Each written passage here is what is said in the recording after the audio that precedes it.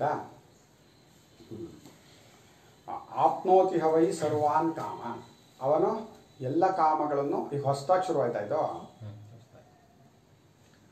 ಹಿಂದಿಂದು ಇದು ಸೇರಿಸ್ಕೋಬೇಕು ಅಲ್ವಾ.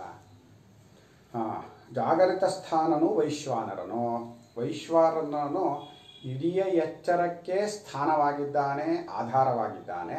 ಅಥವಾ ವೈಶ್ವಾನರನು ಇಡೀ ಎಚ್ಚರದಲ್ಲಿ ಎಲ್ಲ ಕಡೆಯಲ್ಲಿಯೂ ತೋರ್ಬರ್ತಾ ಇದ್ದಾನೆ, ಅವನು ಇಲ್ಲದೇ ಇರೋ ಜಾಗ ಇಲ್ಲ. ಚೈತನ್ಯವಿಲ್ಲದ ಒಂದು ಜಾಗವನ್ನು ಊಹೆನೂ ಮಾಡ್ಕೊಳಕ್ಕಾಗಲ್ಲ. ಯಾಕೆ? ಊಹೆ ಮಾಡ್ಕೊಳ್ಳೋಕೆ ಚೈತನ್ಯ ಇರಲೇಬೇಕು. ಆದ್ದರಿಂದ ಚೈತನ್ಯನಾದ ಎಚ್ಚರದಲ್ಲಿ ತೋರಿ ಬರ್ತಾ ಇರೋದ್ರಿಂದ, ಅಭಿಮಾನ ಅಂತಲೂ ಹೇಳಲ್ಲ ನಾವು, ಆ ತೋರಿ ಬರುತ್ತಿರುವುದರಿಂದ ಅವನಿಗೆ ವೈಶ್ವಾನರ ಅಂತ ಅಷ್ಟೇ ಹೆಸರು ಕೊಟ್ಟಿದ್ದೆ ಹೊರತು ಚೈತನ್ಯ ಸ್ವರೂಪಕ್ಕಿಂತ ಏನು ಬೇರೆಯಾಗಿಲ್ಲ ಅದು. ಆದ್ದರಿಂದ ಆ ವೈಶ್ವಾನರನು ಜಾಗರಿತ ಸ್ಥಾನನಾಗಿದ್ದಾನೆ. ಅವನು ಅಕಾರ ಅನ್ನೋದು ಮೊದಲನೆಯ ಮಾತ್ರೆ ಅಂತ ಏನಿದೆ, ಓಂಕಾರದ ಮೊದಲನೆಯ ಮಾತ್ರ, ಅದು ಬ್ರಹ್ಮದ ಮೊದಲನೇ ಪಾದ. ಮೊದಲನೆಯ ಪಾದ ಅಂದರೆ ತತ್ವವನ್ನು ತಿಳಿಸಿಕೊಡುವುದಕ್ಕೆ ಮೊದಲನೆಯ ಪಾದ. ಬ್ರಹ್ಮಕ್ಕೆ 4 ಪಾದ ಇದೆ ಅಂತ ಮಾತ್ರ ತಿಳ್ಕೊಬಾರ್ದು. ಅದು ವೈಶ್ವಾನರವು ಒಂದೇ ಆಗಿದೆ. ವೈಶ್ವಾನರನ್ನು ಯಾಕೆ ಅಕಾರ ಅಂತ ಹೇಳಿದ್ವಿ ಅಂದರೆ, ಆಪ್ತಿ ವ್ಯಾಪಿಸಿಕೊಳ್ಳೋದು, ಆಪ್ತ್ಲ ವ್ಯಾಪ್ತವು ಅಂತ ಧಾತು ಅದು, ಆಪ್ಲೆ ವ್ಯಾಪ್ತವು. ಆಪ್ತಿ ಇದೆ ಎಂದರೆ ವ್ಯಾಪಿಸಿಕೊಳ್ಳುವುದು ಎಂಬುದು ವೈಶ್ವಾನರನಿಗಿದೆ. ವೈಶ್ವಾನರನು ಇಡೀ ಎಚ್ಚರವನ್ನು ವ್ಯಾಪಿಸ್ಕೊಂಡಿದ್ದಾನೆ ಅಂತ, ಆದ್ದರಿಂದ ಅವನು ಅಕಾರವು. ಅಥವಾ ಆದಿಮತ್, ಮೊದಲನೆಯವನಾಗಿರೋದ್ರಿಂದ ತತ್ವವನ್ನು ತಿಳಿದುಕೊಳ್ಳೋದಕ್ಕೆ ಮೊದಲು ವೈಶ್ವಾನರನ್ನು ಸರಿಯಾಗಿ ಅರ್ಥ ಮಾಡ್ಕೋಬೇಕು. ಈ ಪರಿಚ್ಛಿನ್ನ ಅಭಿಮಾನ ಹೋಗಬೇಕು. ನಾನು ಅಂದರೆ ಇಷ್ಟು ಅಂತ, ನಾನು ಅಂದರೆ ಇಡೀ ಎಚ್ಚರದಲ್ಲಿ ತೋರಿ ಬರುತ್ತಿರುವುದೇನೇನಿದೆಯೋ ಅದೆಲ್ಲವೂ ನಾನೇ, ನನ್ನೊಳಗೆ ತೋರಿಬರ್ತಾ ಇರೋದು ನನ್ನ ಎಚ್ಚರ ಅಂತ. ಸರಿ, ಅದು ಅಷ್ಟೇ ತತ್ವ ಅಂತೂ ತಿಳ್ಕೊಬಾರ್ದು. ಯಾಕೆ? ನಾನು ಕನಸಾಗಿಯೂ ತೋರ್ಕೋತೀನಿ, ನಿದ್ರಾ ರೂಪದಲ್ಲಿಯೂ ತೋರ್ಕೋತಾ ಇದ್ದೀನಿ ಅಂತ ಆದಮೇಲೆ, ನಾನು ತತ್ವ ಅನ್ನೋದು ಬರೀ ಎಚ್ಚರ ಎಷ್ಟೋ ಅಷ್ಟಲ್ಲ, ಬರೀ ಕನಸು ಎಷ್ಟೋ ಅಷ್ಟಲ್ಲ, ಬರೀ ನಿದ್ರೆ ಎಷ್ಟೋ ಅಷ್ಟಲ್ಲ.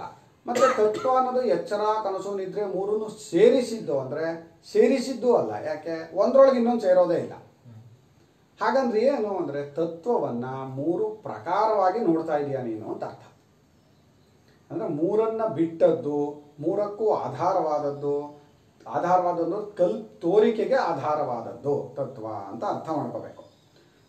ಇದರಿಂದ ಅವನು ಎಲ್ಲ ಕಾಮಗಳನ್ನು ಹೊಂದುತ್ತಾನೆ, ಯಾರು ಹೀಗೆ ತಿಳಿಯುತ್ತಾನೋ ಅಂಥೇಳಿ ಫಲವನ್ನು ಉಪಸಂಹಾರ ಮಾಡ್ತು.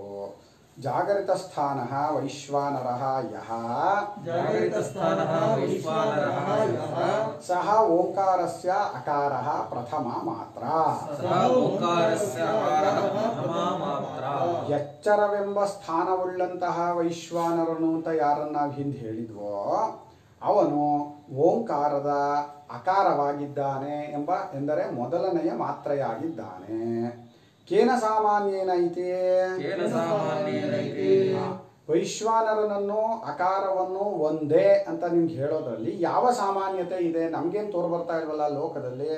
ಆ ಅಂದ ತಕ್ಷಣ ವೈಶ್ವಾನರ ಅಂತ ಏನು ತೋರ್ಬರ್ತಾ ಇಲ್ವಲ್ಲ ಅಂದರೆ ಅದಕ್ಕೆ ಹೇಳ್ತಾರೆ ಆಹಾ ಆಪ್ತೇಹೇ, ಅದನ್ನು ಹೇಳ್ತಾ ಇದ್ದಾರೆ ಆಪ್ತಿ ಇರುವುದರಿಂದ ಅಂತ. ಆಪ್ತಿ ಎಂಬ ಹೋಲಿಕೆ ಇದೆ ಎರಡಕ್ಕೂ ಅಂತ. ಅಂದರೆ ಅಕಾರವು ಒಂದಷ್ಟನ್ನು ವ್ಯಾಪಿಸಿಕೊಳ್ಳೋದು ಅನ್ನೋದು ಅಕಾರಕ್ಕೂ ಇದೆ, ವೈಶ್ವಾನರನಿಗೂ ವ್ಯಾಪಿಸಿಕೊಳ್ಳೋದು ಅನ್ನೋದಿದೆ. ಆದ್ದರಿಂದ ಎರಡಕ್ಕೂ ಹೋಲಿಕೆ ಇದೆ. ಹೇಗೆ ಅಂದರೆ ಆಪ್ತಿ ವ್ಯಾಪ್ತಿ, ಅಕಾರೇಣ ಸರ್ವವಾಗ್ ವ್ಯಾಪ್ತ. ಆಪ್ತಿ ಎಂದರೆ ವ್ಯಾಪ್ತಿಯು, ವ್ಯಾಪಿಸಿಕೊಳ್ಳುವುದು. ಅಕಾರದಿಂದ ಉಳಿದ ಎಲ್ಲ ವಾಕು ವ್ಯಾಪ್ತವಾಗಿದೆ. ಇವು ಪೂರ್ಣಾಕ್ಷರವಾಗಬೇಕು ಅಂದರೆ ಕ ಖ ಗ ಘ ಞ ವ್ಯಂಜನಗಳು ಅಂದ್ರೆ ಅದೇನೆ. ಅದು ಪೂರ್ಣ ಆಗಬೇಕು ಅಂದರೆ ಕ ಖ ಗ ಘ ಞ ಆಗಬೇಕು ಅಂದರೆ ಅಕಾರ ಸೇರಬೇಕು, ಎಲ್ಲದರ ಜೊತೆಗೂ ಅಕಾರ ಸೇರಬೇಕು. ಅಷ್ಟೇ ಅಲ್ಲದೆ ಈ ಉಚ್ಚಾರಣ ಸ್ಥಾನ ಇದೆಯಲ್ಲ, ಇದರಲ್ಲಿ ಮೊದಲು ಉಚ್ಚಾರ ಆಗೋದು ಅಕಾರವೇ. ಅಕೂಹ ವಿಸರ್ಜನೀಯಾನಾಂ ಕಂಠ, ಇಲ್ಲಿಂದ ಶುರುವಾಗುತ್ತೆ. ಕಂಠದಿಂದ ತಾನೇ ಮುಂದಕ್ಕೆ ಅಕ್ಷರಗಳು ಉಂಟಾಗೋದು, ಉತ್ಪತ್ತಿ ಆಗೋದು. ಇಲ್ಲಿ ಉಂಟಾಗುವಾಗ ಅಕೂಹ ವಿಸರ್ಜನೀಯಾನಾಂ ಕಂಠ, ಇಚುಯಶಾನಾಂ ತಾಲು, ಋಟುರಸಾಣಾಂ ಮೂರ್ಧ, ಲುತರಸಾನಾಂ ದಂತಾಃ, ಉಪೂಪದ್ಮಾನೀಯಾನಾಂ ಓಷ್ಠೌ ಅಂಥೇಳಿ ಅಕಾರನ ಮೊದಲು ಕಂಠದಲ್ಲಿ ಉಂಟಾಗೋದು, ಆಮೇಲೆ ಬೇರೆದೆಲ್ಲ ಉಂಟಾಗೋದು. ಅಕಾರವು ಮೊದಲು ಸ್ಥಾನವನ್ನು ಗಿಟ್ಟಿಸ್ಕೊಂಡ್ಬಿಡುತ್ತೆ. ಆಪ್ತಿಮತ್ತ ಅಂತಾರೋ ಹೇಳ್ಕೊಳ್ಳಿ, ಎಲ್ಲವನ್ನು ವ್ಯಾಪಿಸ್ಕೊಳ್ಳೋದು ಅಂತಲಾರೋ ಇಟ್ಕೊಳ್ಳಿ. ಆ ಅರ್ಥದಲ್ಲಿ ಅಕಾರ ಮೊದಲನೇದಾಗೂ ಉಂಟಾಗತ್ತೆ, ಮತ್ತೆ ಅಕಾರವು ಸೇರ್ಲಿಲ್ಲ ಅಂದ್ರೆ ಪೂರ್ಣವೇ ಆಗಲ್ಲ.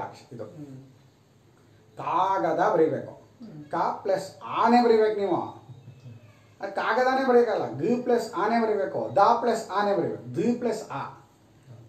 ಕಾಗದ ಅಂತ ಒಂದು ಹೇಳಿದೆ ಅಂದ್ರೆ ನಾನು ಒಂದು ಶಬ್ದವನ್ನ ಅಕಾರವು ಸೇರದಿರುವಂಥದ್ದನ್ನು ಹೇಳ್ಬಿಟ್ಟು ನೀವು ಒಂದು ವಸ್ತುನೇ ಹೇಳಕ್ಕಾಗಲ್ಲ. ಬರೀ ವ್ಯಂಜನಾಕ್ಷರಗಳನ್ನು ಸೇರಿಸ್ಕೊಂಡ್ರೆ ಏನಾಗುತ್ತೆ? ಕ ಅಂದ್ರೆ ಕು ಅಂತ ಒತ್ತಕ್ಷರ ಆಗಿರುತ್ತಷ್ಟೇ. ಅದು ಕ ಅಂತ ಹೇಳಬೇಕು ಅಂದ್ರೂ ನೀನು ಆ ಸೇರಿಸ್ಬೇಕು. ಅಂದ್ರೆ ಅಕಾರದಿಂದ ಎಲ್ಲ ವಾಕು ವ್ಯಾಪ್ತವಾಗಿದೆ. ಅದು ಶ್ರುತಿಯಲ್ಲೂ ಇದೆ. ಅಕಾರೋ ವೈ ಸರ್ವಾವಾಕಿತಿ ಶ್ರುತೇ. ಅಕಾರೋ ವೈ ಸರ್ವಾವಾಕಿತಿ ಶ್ರುತೇ. ಶ್ರುತಿಯ ಒಂದು ಉದಾಹರಣೆ ಯಾಕೆ ಕೊಡ್ತಾರೆ ಅಂದ್ರೆ ಆಚಾರ್ಯರು, ಅನುಭವದಲ್ಲಿರೋದನ್ನೇ ಶ್ರುತಿ ಹೇಳ್ತಾ ಇದೆ ನೋಡಿ. ಯಾವತ್ತು ಶ್ರುತಿ ಏನು ಹೇಳ್ತಾ ಇದೆಯೋ ಅದು ಯಾವುದೋ ಅನುಭವವನ್ನು ಬಿಟ್ಟದ್ದನ್ನು ಹೇಳ್ತಾ ಇಲ್ಲ. ಆದ್ದರಿಂದ ಅಕಾರವೇ ಎಲ್ಲ ವಾಕು ಆಗಿದೆ ಅನ್ನೋ ಶ್ರುತಿನೂ ಇದೆ. ಆ ಶ್ರುತಿಯಿಂದಲೂ ನಮಗೆ ಅಕಾರವು ವ್ಯಾಪಿಸಿಕೊಳ್ಳುವ ಸ್ವಭಾವವುಳ್ಳದ್ದು ಅಂತ ಗೊತ್ತಾಗತ್ತೆ. ಆಮೇಲೆ ವೈಶ್ವಾನರನು ಕೂಡ ಮೊದಲನೆಯವನು ಆಗಿದ್ದಾನೆ, ವ್ಯಾಪಿಸಿಕೊಳ್ಳುವ ಸ್ವಭಾವದವನು ಆಗಿದ್ದಾನೆ ಅಂತ ಗೊತ್ತಾಗುತ್ತೆ. ಎರಡಕ್ಕೂ ಹೋಲಿಕೆ ಇದೆ. ಆದ್ದರಿಂದ ವೈಶ್ವಾನರನು ಅಕಾರವು ಅಂತ ಹೇಳ್ಬೋದು. ತಥಾ ವೈಶ್ವಾನರೇಣ ಜಗತ್ ತಸ್ಯ ಹವಾಯೇತಸ್ಯ ಆತ್ಮನೋ ವೈಶ್ವಾನರಸ್ಯ ಊರ್ಧ್ವೈವ ಸುತೇಜಾಃ ಇತ್ಯಾದಿ ಶ್ರುತೇಃ. ಹಾಗೆ ವೈಶ್ವಾನರನಿಂದ ಇಡೀ ಜಗತ್ತು ವ್ಯಾಪ್ತವಾಗಿದೆ. ಎಲ್ಲಿ ನೀವು ಜಗತ್ತು ಅಂತ ಎಲ್ಲೆಲ್ಲಿ ತೋರ್ಬರುತ್ತೋ ಅದು ಎಚ್ಚರ ಅಂತ ಅವಾಗ ನೋಡೋವಾಗ ಅಲ್ಲಿ ವೈಶ್ವಾನರನ್ನು ವ್ಯಾಪಿಸ್ಕೊಂಡೇ ಇರ್ತಾನೆ. ಮತ್ತೆ ಕನಸಿಗೆ ಇದನ್ನು ಹೇಳಿದ್ರಿ ನೀವು, ಕನಸಿಗೆ ತೈಜಸ ಅಂದ್ರಿ. ತೈಜಸ ಅಂತ ಹೇಳಿದ್ದು ಬೇರೆ ಹೆಸರು ಅಂತ ನಾವು ಬೇರೆ ಅವಸ್ಥೆ ಕನಸು ಅಂತ ಇಟ್ಕೊಂಡಿರೋದ್ರಿಂದ ಅದಕ್ಕೆ ಇನ್ನೊಂದು ಹೆಸರು ಕೊಟ್ಟಿದ್ದೇ ಹೊರತು ಅವನು ವೈಶ್ವಾನರಿಗಿಂತ ಬೇರೆ ಅಲ್ಲ. ಯಾಕೆ? ಅದನ್ನು ನೋಡುವಾಗ ಅನುಭವಿಸುವಾಗ ಅದನ್ನು ಎಚ್ಚರ ಅಂತಲೇ ಅನುಭವಿಸ್ತೀವಿ. ಅಂದರೆ ಇಡೀ ಎಚ್ಚರದಲ್ಲಿ ತೋರ್ಬರೋ ವೈಶ್ವಾನರನೇ. ಆದರೆ ತೈಜಸ ಅಂತ ಹೇಳಿದ್ದು ಯಾವಾಗ ಅಂದರೆ ನಾವು ಅದು ಕನಸು ಅಂತ ಯಾವಾಗ ಹೇಳ್ತೀವೋ ಅವಾಗ ಅದು ಬೇರೆ ಅಂತ ಅನ್ಸುತ್ತಲ್ಲ, ಇದಕ್ಕಿಂತ ಇದಲ್ಲ ಅಂತಾನೆ ಅನ್ಸುತ್ತೋ ಅನ್ಸಲ್ವಾ? ಅನ್ಸುತ್ತೆ. ಆದರೆ ಏನು ಹೇಳ್ತೀವಿ ಅಂದರೆ ಎಚ್ಚರದಲ್ಲಿ ನೋಡಿದ್ದೆ ಕನಸಲ್ಲಿ ನೋಡಿದೆ ಅಂತಲೂ ಹೇಳ್ತಾನೆ ಮನುಷ್ಯ. ಎಚ್ಚರದ ವಾಸನೆಗಳು ಬಂದರೆ ಕನಸು ಅಂತಾನೆ. ಆಯಿತು. ಈಗ ಕನಸಿಲ್ಲ, ಅದು ಸಂಬಂಧಪಟ್ಟಿಲ್ಲ, ಸುಳ್ಳು ಅಂತಾನೆ. ಅಂದ್ರೆ ಅದೊಂದು ಬೇರೆ ಅಂತಲೂ ಅಂತಾನೆ. ಈ ಬೇರೆ ಅಂತಲೂ ಅಂತಾನೆ, ಒಂದು ಅಂತಲೂ ಅಂತಾನೆ. ಏನೂ ಗೊತ್ತಾಗಿಲ್ಲ ಅಂತ ಹೇಳಕ್ಕೆ ನಮಗೆ ಯಾವ ಅವಸ್ಥಾ ವಿಚಾರವೋ ಸಂಪೂರ್ಣವಾಗಿ ಯಾವುದೋ ಅರ್ಥವಾಗಿಲ್ಲ. ನಾವೇ ಹೀಗೂ ಹೇಳ್ತೀವಿ ಹಾಗೂ ಹೇಳ್ತೀವಿ, ಗೊಂದಲ ಮಾಡ್ಕೋತಾ ಇದ್ದೀವಿ. ಆದರೆ ಶ್ರುತಿ ಮಾತ್ರ ಒಂಚೂರು ಗೊಂದಲ ಮಾಡ್ಕೊಂಡಿಲ್ಲ. ನೀನು ಏನು ಹೇಳ್ತೀಯೋ ಅದಕ್ಕೆ ತಕ್ಕನಾಗಿ ಒಂದು ಹೆಸರು ಕೊಟ್ಟಿರುತ್ತೆ. ತೈಜಸ ಅಂದರೆ ತೇಜೋ ಮಾತ್ರೆಗಳನ್ನು, ಅದರ ವಾಸನೆಗಳನ್ನು ನೋಡುವನು. ಆಯಿತು, ಹಾಗೆ ಇಟ್ಕೋ, ಅವಾಗ ಅವನಿಗೆ ತೈಜಸ ಅಂತ ಹೆಸರು ಕೊಡ್ತೀನಿ. ಇಲ್ಲ ನೋಡುವಾಗ ಎಚ್ಚರವಾಗಿರ್ತಾನಲ್ಲ, ಅವನು ವೈಶ್ವಾನರನೇ ಆಗಿರ್ತಾನೆ ಅವಾಗ ಅನುಭವಿಸುವ ಕಾಲದಲ್ಲಿ.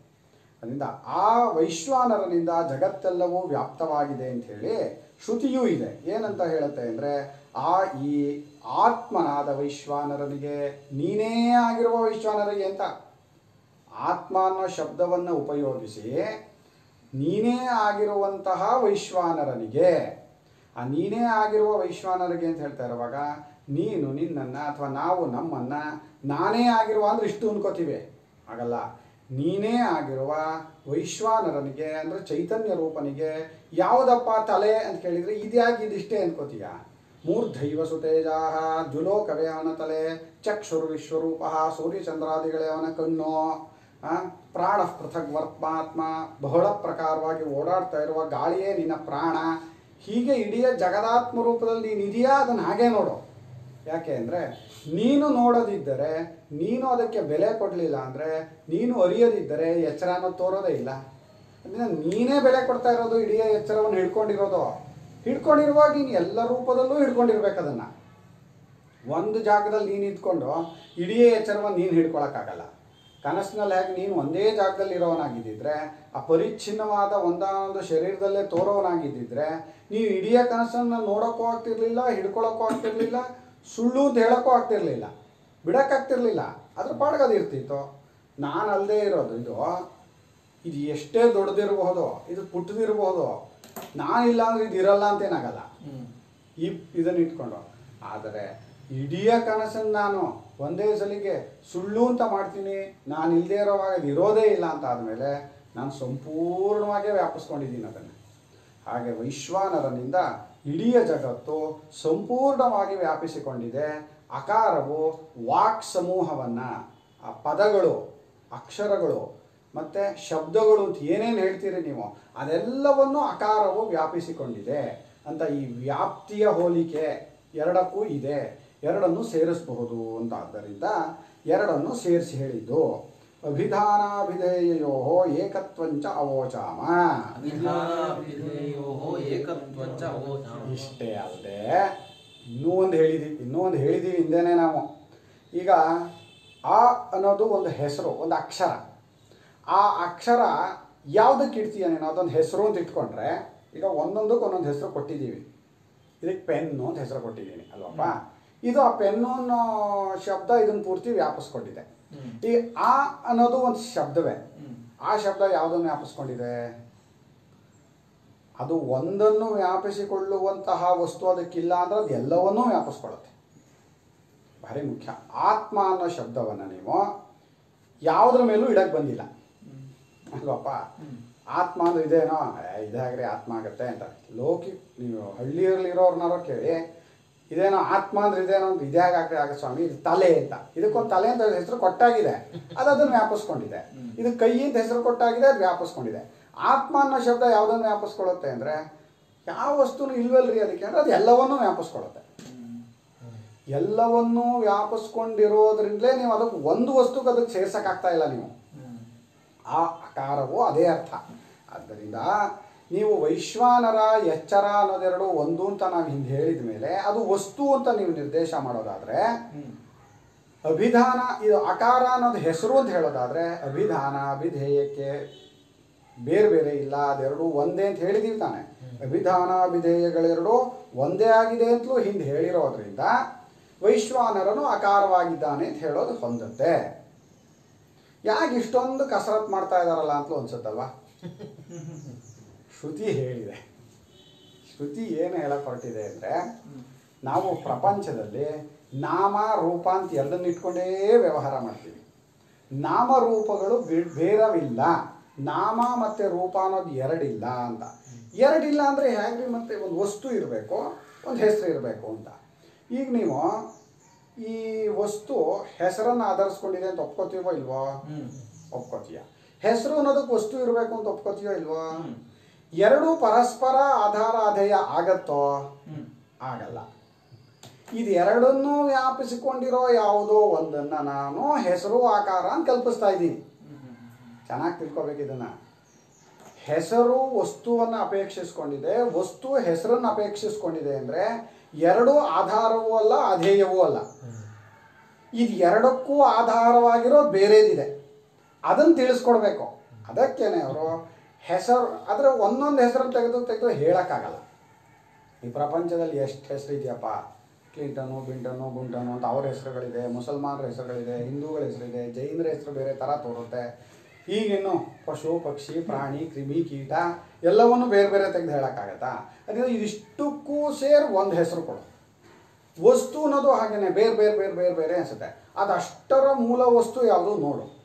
ಆ ವಸ್ತು ಆ ಹೆಸರನ್ನು ಬಿಟ್ಟಿರಲ್ಲ, ಆ ಹೆಸರು ಆ ವಸ್ತುವನ್ನು ಬಿಟ್ಟಿರಲ್ಲ ಅನ್ನೋದು ಇಲ್ಲಾಗೋ ಅಲ್ಲೂ ಸಮಾನವಾದ ಮೇಲೆ ಆ ವಸ್ತು ಆಗಲಿ ಹೆಸರಾಗಲಿ ಸ್ವತಂತ್ರವಾಗಿರುವಂಥದ್ದಲ್ಲ, ಅದೆರಡೂ ಇನ್ನೊಂದನ್ನು ಆಧರಿಸ್ಕೊಂಡಿದೆ ಅಂದರೆ ಏನು ಅಂದರೆ, ಆ ಯಾವುದೋ ಒಂದನ್ನು ನೀನು ವಸ್ತುವಾಗಿಯೂ ನೋಡ್ತಾ ಇದೆಯಾ, ಹೆಸರಾಗಿಯೂ ನೋಡ್ತಾ ಇದೆಯಾ.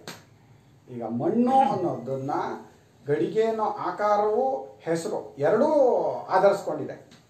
ಮಣ್ಣಿಗೆ ಮಾತ್ರ ಗಡಿಗೆ ಅನ್ನೋ ಹೆಸರು ಇಲ್ಲ, ಆ ಆಕಾರವೂ ಇಲ್ಲ. ಹೀಗೆ ಹೇಳಕ್ಕೆ ಹೊರಟಿರೋದು ತತ್ವವನ್ನು. ಆದಿಃ ಅಸ್ಯ ವಿದ್ಯತೆ ಇತಿ ಆದಿಮತ್.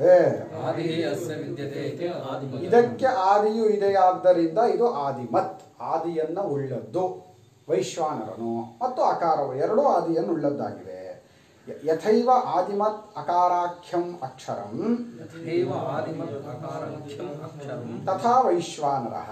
ತಥಾ ವೈಶ್ವಾನರಃ. ಹೇಗೆ ಅಕ್ಷರಿಗಳಿಗೆಲ್ಲ ಆದಿಯಾದದ್ದು ಅಕಾರವೆಂಬ ಹೆಸರಿನದೋ, ಯಾವ ಭಾಷೆಯಲ್ಲಾಗಲಿ ನೀವು ಏಂತ ಬರೀತಾರೆ ಅವರು ಇಂಗ್ಲೀಷಲ್ಲಿ, ಅದನ್ನು ಉಚ್ಚಾರ ಮಾಡುವಾಗ ಆ ಅಂತಾರೆ, ಈ ಹೇಳುವಾಗ ಏ, ಆದರೆ ಅದು ಆನೆ ಅದು. ಯಾಕೆ ಅಂದರೆ ಈಗ ಇಂಗ್ಲೀಷ್ ಹೆಸರುಗಳನ್ನೇ ಅವರು ತಗೊಳ್ಳೋದಾರೆ, ಹೆಸರೇ ಜ್ಞಾಪಕ ಬರಲ್ಪ ಇಂಗ್ಲೀಷ್ನವರು. ಈಗ ನಾವು ಇಂಗ್ಲೀಷಲ್ಲಿ ಆದಿ ಬರಿಬೇಕು, ಆದಿ ಬರೆಯುವಾಗ ಏನೇ ಉಪಯೋಗಿಸ್ತೀವಿ, ಅದು ಏ ಆಗಿದ್ದಿದ್ರೆ ಈ ಆದಿನ ಅದ್ರಲ್ಲಿ ಬರೆಯೋಕ್ಕಾಗ್ತಿರ್ಲಿಲ್ಲ. ಅದು ಆ್ಯಕ್ಚುಲಿ ಇಂಡಿಕೇಟ್ ಮಾಡ್ತಾ ಇರೋದು ಆನೆ. ಅವ್ರು ಆಂತಲೇ ಹೇಳ್ಬೋದಾಗಿತ್ತು, ಅದು ಯಾಕೋ ಏ ಅಂತ ಹೇಳ್ತಾ ಇದ್ದಾರೆ. ಅದೆಲ್ಲ ಹೇಳೋದೊಂದು ಬರೆಯೋದೊಂದು ನೋಡಿ ಏನೇನೋ ಇಂಗ್ಲೀಷ್ನವ್ರ ಬುದ್ಧಿ ಅದು. ಅವ್ರು ಹಾಗೆ ತಾನೆ, ಅವ್ರು ಏನು ಯೋಚನೆ ಮಾಡಿರ್ತಾರೋ ಅದು ಹೇಳೇ ಇರಲ್ಲ, ಹೇಳಿರೋದು ಮಾಡೇ ಇರಲ್ಲ. ಇದಕ್ಕೆ ನಮ್ಮ ದೇಶದವ್ರಿಗೆ ಅವ್ರನ್ನ ಅರ್ಥ ಮಾಡ್ಕೊಳಕ್ಕಾಗಲಿಲ್ಲ, ಅಷ್ಟು ಮೋಸ ಬಿದ್ದಿದ್ದು. ನಮ್ಮ ಹಿಂದಿನವ್ರು ಪಾಪ ಏನು ಮನಸ್ಸಲ್ಲಿ ಯೋಚನೆ ಮಾಡ್ತಿದ್ರು ಅದನ್ನು ಹೇಳ್ತಿದ್ರು, ಅದನ್ನು ಮಾಡ್ತಿದ್ರು. ಅವರು ಹಾಗೆ ಅಂದ್ಕೊಂಬಿಟ್ಟಿದ್ರು. ಅವ್ರು ಹಾಗಲ್ಲ, ಅವರ ಅಕ್ಷರಗಳಲ್ಲೇ ಗೊತ್ತಾಗುತ್ತೆ. ಅವರು ಹೇಳೋದೊಂದು, ಬರೆಯೋದೊಂದು, ನೋಡೋದೊಂದು, ಇಲ್ಲಿ ಏ ಅಂತ ಹೇಳೋದು, ಅದನ್ನು ಉಪಯೋಗಿಸೋವಾಗ ಆಗ ಉಪಯೋಗಿಸ್ಕೊಳ್ಳೋದು. ಇರಲಿ, ಅದೇನೋ ಮಾಡಲಿ ಅವರು. ಅವ್ರು ಕೆಲವು ಸಲ ಇಲ್ಲ ನಾವು ಏಂತಲೂ ಹೇಳ್ತೀವಿ ಅದನ್ನ ಅಂತಾರೆ. ಹೇಳಿ ಒಟ್ಟಿನಲ್ಲಿ ಆ ಶುರು ಒಂದು ಅಕ್ಷರ ಇದೆಯಲ್ಲಪ್ಪ, ಆ ಅನ್ನೋದು, ಅದು ಈ ನಮ್ಮ ವರ್ಣಮಾಲೆಗಳಲ್ಲಂತೂ ಭಾರತೀಯ ಎಲ್ಲ ಭಾಷೆಗಳಲ್ಲಿ ಅಕಾರವನ್ನೇ ನಾವು ಪ್ರಾರಂಭ ಶುರು ಮಾಡೋದು ಅಲ್ವಾ. ಅದರಿಂದ ಅದಕ್ಕೆ ಆದಿಯುಳ್ಳದ್ದು ಅನ್ನೋದು ಅಕಾರಕ್ಕಿದೆ. ಹೇಗೋ ಹಾಗೆ ವೈಶ್ವಾನರನು ಈ ತತ್ವವನ್ನು ತಿಳಿದುಕೊಳ್ಳುವಂತಹ ಮೊದಲನೆಯ ಪಾದ ಅನ್ನೋದ್ರಲ್ಲಿ ಆದಿತ್ವ ಅವನಿಗಿದೆ. ತಸ್ಮಾದ್ವಾ ಸಾಮಾನ್ಯಾತ್ ತಸ್ಮಾದ್ವಾ ಸಾಮಾನ್ಯಾತ್ ಅಕಾರತ್ವಂ ವೈಶ್ವಾನರಸ್ಯ. ಅಕಾರತ್ವಂ ವೈಶ್ವಾನರಸ್ಯ. ಈ ಒಂದು ಸಾಮಾನ್ಯತೆ ಇರೋದ್ರಿಂದಲೂ ಕೂಡ ಆ ವೈಶ್ವಾನರನು ಅಕಾರವಾಗಿದ್ದಾನೆ ಅಂತ ಹೇಳೋದು ಹೊಂದುತ್ತೆ. ತದೇಕತ್ವವಿದಃ ಫಲಂ ಆಹ ತದೇಕತ್ವವಿದಃ ಫಲಂ ಆಹ ಆಪ್ನೋತಿ ಹವೈ ಸರ್ವಾನ್ ಕಾಮಾನ್ ಆಪ್ನೋತಿ ಹವೈ ಸರ್ವಾನ್ ಕಾಮಾನ್ ಆದಿಃ ಪ್ರಥಮಶ್ಚ ಭವತಿ ಆದಿಃ ಪ್ರಥಮಶ್ಚ ಭವತಿ ಮಹತಾಂ ಮಹತಾಂ ಯ ಏವಂ ವೇದ ಯ ಏವಂ ವೇದ ಯಥೋಕ್ತಂ ಏಕತ್ವಂ ವೇದ ಇತ್ಯರ್ಥಃ. ಯಥೋಕ್ತಂ ಏಕತ್ವಂ ವೇದ ಇತ್ಯರ್ಥಃ. ಹೀಗೆ ಏಕತ್ವವನ್ನು ತಿಳಿದವನಿಗೆ, ಅಕಾರಕ್ಕೂ ವೈಶ್ವಾನರನಿಗೂ ಏಕತ್ವವನ್ನು ಬಲ್ಲವನಿಗೆ ಒಂದು ಫಲವನ್ನು ಹೇಳ್ತಾ ಇದೆ. ಏನು ಫಲ ಅಂತ ಕೇಳಿದರೆ, ಅವನು ಎಲ್ಲ ಕಾಮಗಳನ್ನು ಒಟ್ಟಿಗೆ ಪಡೆದುಕೊಳ್ಳುತ್ತಾನೆ. ಸರ್ವಾನ್ ಕಾಮಾನ್ ಆಪ್ನೋತಿ, ಇಡೀ ಎಚ್ಚರ ರೂಪದಲ್ಲಿ ತೋರುತ್ತಿರುವವನು ನಾನು ಅಂತ ಅವನು ಅರ್ಥ ಮಾಡಿಕೊಂಡ ಅಂದರೆ, ಯಾವುದು ನನಗೆ ಸಿಕ್ಕಿಲ್ಲ ಅನ್ನೋದು ಏನು ಬರುತ್ತೆ ಅವನಿಗೆ? ಈ ಥರದ್ದೊಂದು ನನಗೆ ಸಿಕ್ಕಿಲ್ಲ ಅಂತಲೇ ಬರೋಲ್ಲ. ಯಾಕೆ? ಎಲ್ಲ ನನ್ನ ಎಚ್ಚರದೊಳಗೆ ತೋರ್ತಾ ಇರೋದು, ನಾನೇ ಆ ರೂಪದಲ್ಲಿ ತೋರ್ತಾ ಇರೋದು ಕೊನೆಗೆ ಅಂತ. ಆದ್ದರಿಂದ ಅವನು ಎಲ್ಲ ಕಾಮಗಳನ್ನು ಒಟ್ಟಿಗೆ ಪಡೆಯುತ್ತಾನೆ. ಆದಿಶ್ಚ ಭವತಿ, ಪ್ರಥಮನೂ ಆಗ್ತಾನೆ ಎಲ್ಲರಲ್ಲೂ. ಯಾರಾದರೂ ಈಗ ಯಾವುದಾದ್ರೂ ಒಂದು ವಿಷಯದಲ್ಲಿ ಯಾರು ಮೇಲ್ಮಟ್ಟದವರು ಅಂದರೆ ಬ್ರಹ್ಮಜ್ಞಾನಿ, ಉಪಾಸಕ. ಯಾಜ್ಞವಲ್ಕ್ಯರು ಉಪಾಸಕರುಗಳ ಪೈಕಿ ಉತ್ತಮನಾದ ಉಪಾಸಕ. ಆದರೆ ಆ ಉಪಾಸಕರುಗಳೆಲ್ಲರನ್ನೂ ಮೀರಿಸೋನ್ ತತ್ವಜ್ಞಾನಿ ಅವನು. ಯಾಜ್ಞವಲ್ಕ್ಯರು ಅಂತಹ ದೊಡ್ಡ ಬ್ರಹ್ಮಿಷ್ಠ ಸಭೆಯಲ್ಲಿ ಎಲ್ಲರನ್ನೂ ಮೀರಿಸಿ ನಿಂತ್ಕೊಂಡ್ರು.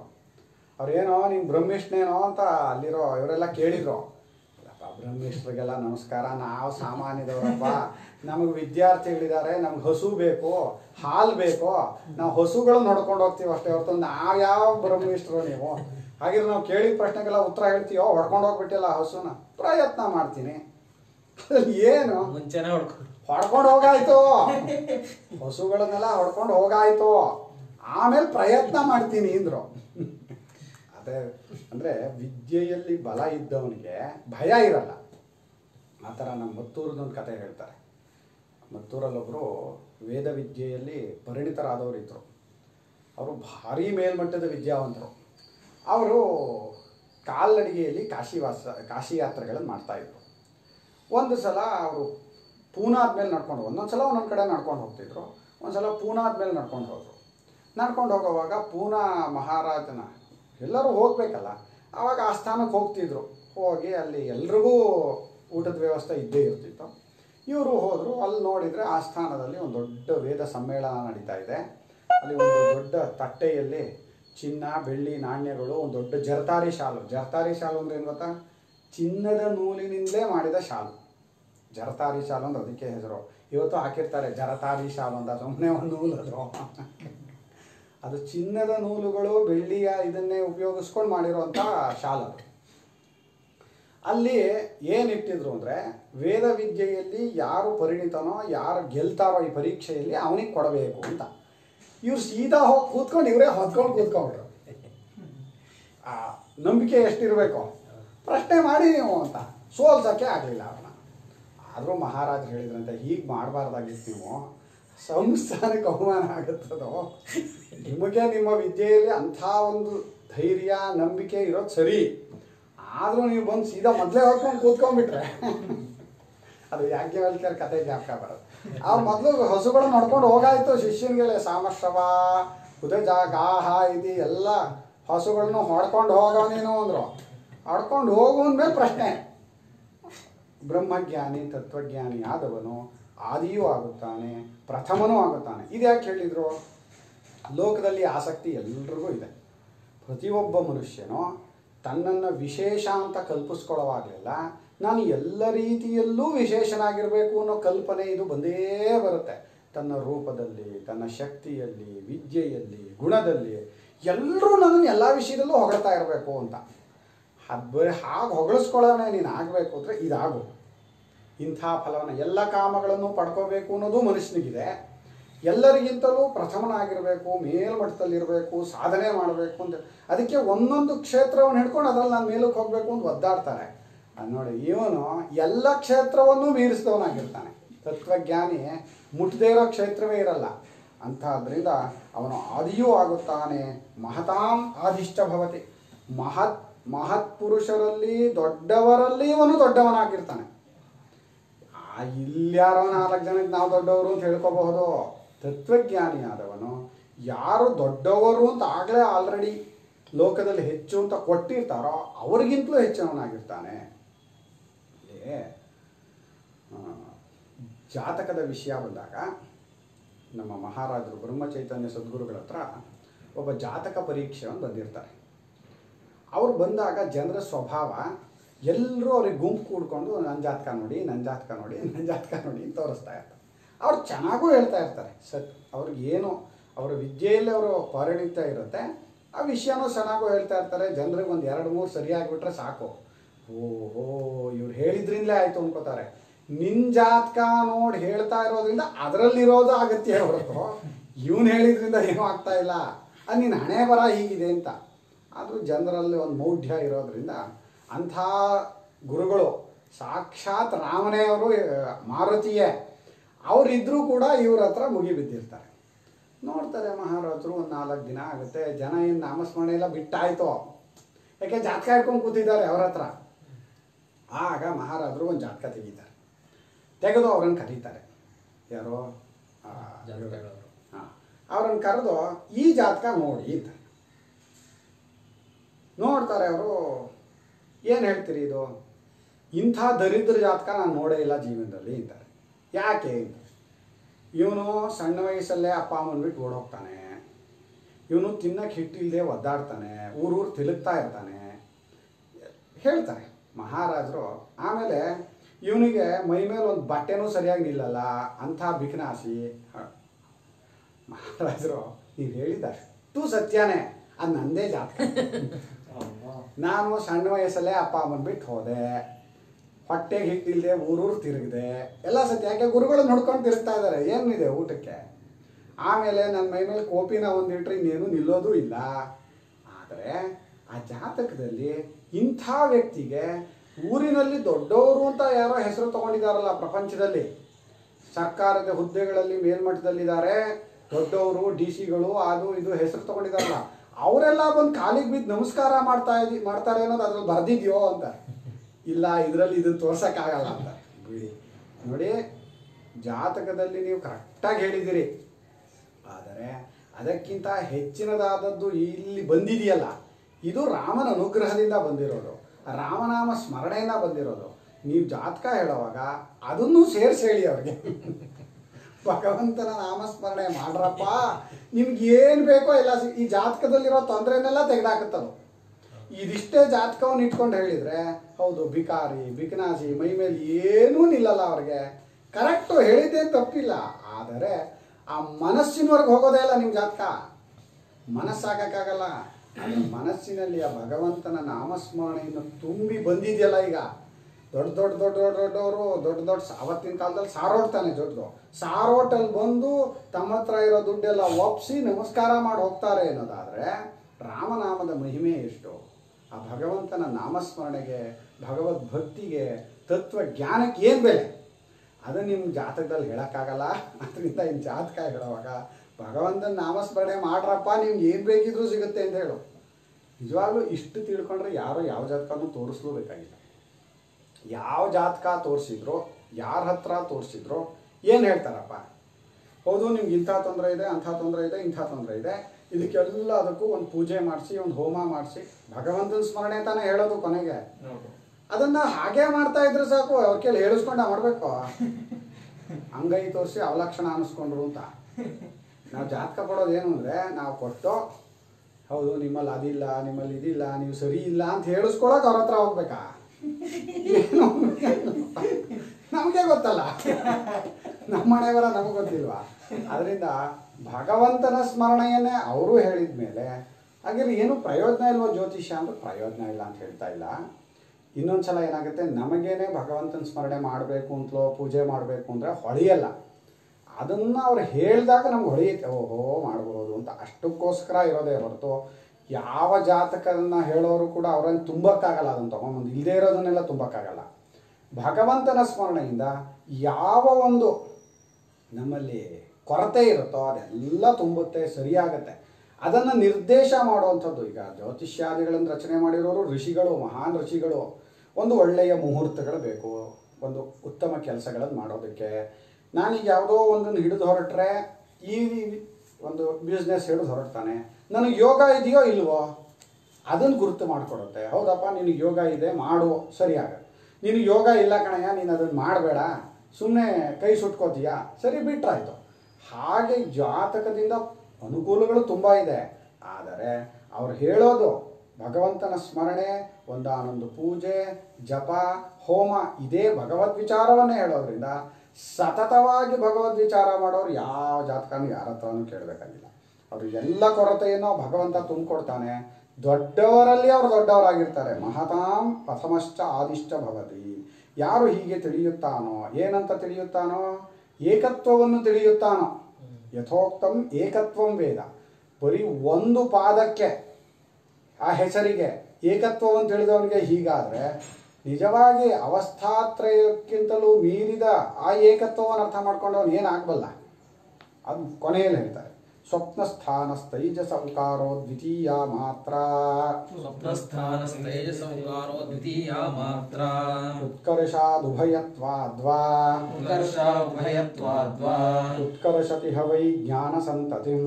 ಉತ್ಕರ್ಷತಿ ಹ ವೈ ಜ್ಞಾನ ಸಂತತಿಂ. ಸಮಾನಶ್ಚ ಭವತಿ. ಸಮಾನಶ್ಚ ಭವತಿ. ನಾಸ್ಯಾತ್ ಬ್ರಹ್ಮವಿತ್ ಕುಲೇ ಭವತಿ ಯ ಏವಂ ವೇದ. ನಾಸ್ಯಾ ಬ್ರಹ್ಮವಿತ್ ಕುಲೇ ಭವತಿ ಯ ಏವಂ ವೇದ. ಸ್ವಪ್ನಸ್ಥಾನಃ ತೈಜಸಃ ಉಕಾರಃ ದ್ವಿತೀಯಃ ಮಾತ್ರ. ಉತ್ಕರ್ಷಾತ್ ಉಭಯತ್ವಾತ್ ವಾ ಉತ್ಕರ್ಷತಿ ವೈ ಜ್ಞಾನಸಂತತಿಂ ಸಮಾನಃ ಚ ಭವತಿ ನ ಅಸ್ಯ ಅಮಾನಸ್ಯ ಎಲ್ಲಿದೆಯೋ ಅಬ್ರಹ್ಮವಿತ್ ಕುಲೇ ಭವತಿ ಯಹ ಏವಂ ವೇದ. ಭವತಿ ಆದ್ಮೇಲೆ ಸಮಾನಷ್ಟ ಹೇಳ್ತಾ ಇದ್ದಾನೆ ಹಿಂದಕ್ಕೆ. ಇನ್ನು ಸ್ವಪ್ನಸ್ಥಾನವುಳ್ಳಂತಹ ತೈಜಸ್ಸನು ಅಂತ ಯಾರನ್ನು ನಾವು ನಿರ್ದೇಶ ಮಾಡಿದ್ವೋ, ಇಡೀ ಸ್ವಪ್ನದಲ್ಲಿ ತೋರಿ ಬರೋವನು, ಸ್ವಪ್ನಕ್ಕೆಲ್ಲಕ್ಕೂ ಆಧಾರವಾಗಿರೋವನು ಅವನು. ನಾವೇ ತಾನೆ, ನಮ್ಮ ಸ್ವಪ್ನ ತಾನೇ ಅದು. ಆ ಒಂದು ತೈಜಸ ಅಂತ ಯಾರನ್ನು ನಿರ್ದೇಶ ಮಾಡಿದೀವೋ ಅವನು ಇಲ್ಲಿ ಓಂಕಾರದ ಎರಡನೆಯ ಮಾತ್ರೆಯಾದ ಉಕಾರವಾಗಿದ್ದಾನೆ. ಯಾಕಿಲ್ಲಿ ಏನು ಹೋಲಿಕೆ ಇದೆ ಎರಡಕ್ಕೂ ಅಂತ ಕೇಳಿದರೆ ಉತ್ಕರ್ಷತೆ ಇದೆ. ಉತ್ಕರ್ಷತೆ ಅಂದರೆ ಹೆಚ್ಚಾಗಿ ಬಂದದ್ದು ಅಂತ. ಹೆಚ್ಚಾಗಿ ಬಂದದ್ದು ಅಂದರೆ ಅಲ್ಲಿ ಹೇಗೆ ಎಚ್ಚರದ ವಾಸಗಳನ್ನು ಕಿತ್ತುಕೊಂಡು ನಾವು ಕನಸು ನೋಡ್ತೀವಿ ಅಂತ ಎತ್ಕೊಂಡು ಬಂದಿದ್ದೀವಿ ಅಂತ ಅನ್ಸುತ್ತಲ್ಲಪ್ಪ, ಆ ಉತ್ಕರ್ಷತೆ ಅಲ್ಲಿ ತೋರ್ಬರುತ್ತೆ. ಇಲ್ಲಿ ಅಕಾರವಾದ ಮೇಲೆ ಉಕಾರ ಉಚ್ಚಾರ ಆಗೋದು. ಆ ಕೂಹ ವಿಸರ್ಜನೀಯಾನ ಕಂಠಃ ಇಚುಯಶಾನ ಅಂತಾಲು ಋಟುರಶಾಣ ಮಾರ್ಧ ಲುತುಲಸಾನ ಅಂದಂತಹ ಉ ಇಲ್ಲಿ ಬರುತ್ತೆ. ಇದರಿಂದ ಎಳ್ಕೊಂಡು ಬಂದಿದೆಯೇನೋ ಅನ್ಸುತ್ತೆ. ಆ ಅಂದ್ರೆ ಊನ್ಬೇಕು ಅಂದರೆ ಇಲ್ಲಿಂದ ಎಳಿಬೇಕು ನೀನು. ಊನವಾಗಿ ಇನ್ನೂ ಎಳಿಬೇಕು. ಅಲ್ಲಿಂದ ಬರಬೇಕದು, ಕಂಠದಿಂದ ಬರ್ಬೇಕು ತಾನೆ. ಯಾವ ಅಕ್ಷರವು ಮೊದಲು ಆ ವಾಯು ಅನ್ನೋದು ಕಂಠಕ್ಕೆ ಹೊಡೆದು ಯಾವ ಅಕ್ಷರವನ್ನು ಉಚ್ಚಾರ ಮಾಡಬೇಕು ಅಂತ ಇವನು ಮನಸ್ಸಿನಲ್ಲಿ ಪ್ರತ್ಯಯ ಮಾಡ್ಕೊಂಡಿದ್ದಾನೋ ಅಲ್ಲಿ ಬಂದು ನಿಲ್ಲುತ್ತದ ವಾಯು. ಹೊಡೆಯೋದು ಮೊದಲು ಕಂಠಕ್ಕೇನೆ, ಅಲ್ಲಿಗೆ ಹೊಡಿಬೇಕದು. ಆಚಾರ್ಯರು ತೈತರೀಯದಲ್ಲಿ ಅದನ್ನು ಒಳ್ಳೆ ಸೈಂಟಿಫಿಕ್ ಆಗಿ ತೋರಿಸಿದ್ದಾರೆ. ಎಷ್ಟು ಚೆನ್ನಾಗಿ ಈಗ ಅಕ್ಷರಗಳು ಹೇಗೆ ಬರುತ್ತೆ ಅಂತ, ಎಲ್ಲಿಂದ ಬರುತ್ತೆ ಅಕ್ಷರಗಳು, ಹೇಗೆ ಬರ್ತಾ ಇದೆ, ಇವನು ಹೇಗೆ ಇದೆ ಹೇಳಬೇಕಲ್ಲ. ಅದು ಬರೋ ಕ್ರಮ ಏನು ಅಂದರೆ ಇವನು ಮನಸ್ಸಿನಲ್ಲಿ ಮೊದಲು ಆ ರೀತಿಯಾದ ಪ್ರತ್ಯಯ ಬರುತ್ತೆ. ಆ ಚೈತನ್ಯವೇ ಪ್ರತ್ಯಯ ರೂಪದಲ್ಲಿ ತೋರಿ ಅದು ಆ ಆಸೆಗೆ ತಕ್ಕಂತೆ, ಆ ಪ್ರತ್ಯಯಕ್ಕೆ ತಕ್ಕಂತೆ ಆ ಪ್ರಾಣವನ್ನು ಕೆಲಸ ಮಾಡಿಸುತ್ತೆ. ಕೆಲಸ ಮಾಡೋದಲ್ಲ ಪ್ರಾಣ.